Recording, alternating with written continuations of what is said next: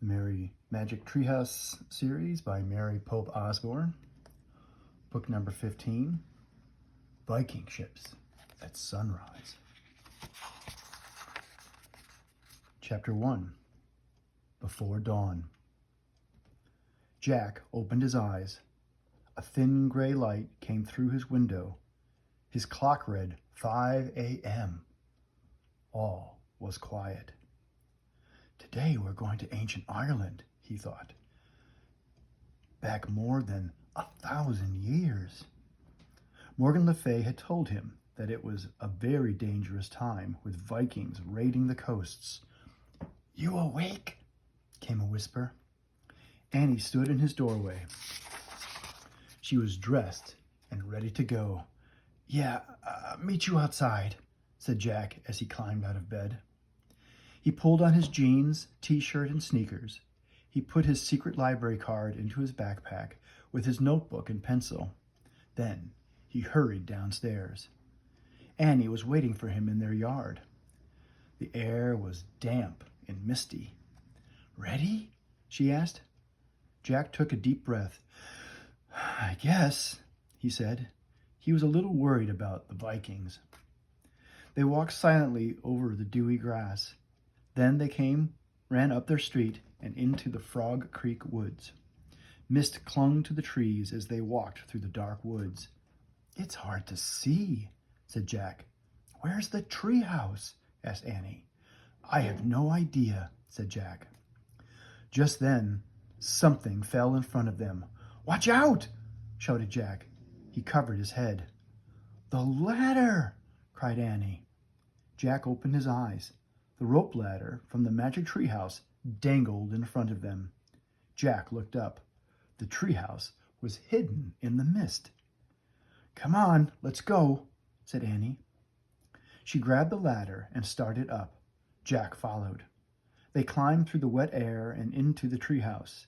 "Hello," said Morgan. "I'm glad to see you."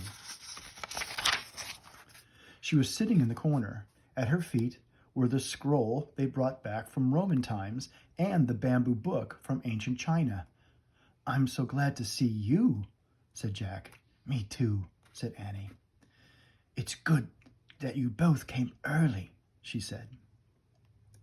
She reached into the folds of her robe and pulled out a piece of paper. "Here's the ancient story you must find today," she said. Morgan handed the paper to Jack.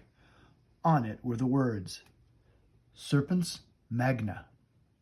The mysterious writing reminded Jack of the writing from their trip to the Roman town of Pompeii. "That looks like Latin," he said. "Very good," said Morgan. "It is Latin." "But I thought they spoke Latin in ancient Rome," said Annie. "Aren't we going to Ireland?" "You are," said Morgan. "But during the Dark Ages in Europe, educated people wrote in Latin." "The Dark Ages?" said Jack. "Yes," said Morgan. "The time after the fall of the Roman Empire." "Why is it called dark?" said Jack. "It was a difficult time," said Morgan. "People had to work very hard just to feed and clothe themselves.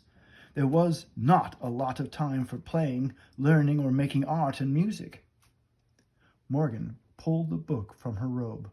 "Your research," she said, handing it to Annie. The title read, Ireland, Long Ago. "Remember," said Morgan, "your research book will guide you, but in your darkest hour, only the ancient story can save us," Jack and Annie said together. "And remember this," said Morgan, "it must be your darkest hour, when there is no hope left. If you ask for help too soon, it will not come." "And we have to find the story first," said Annie.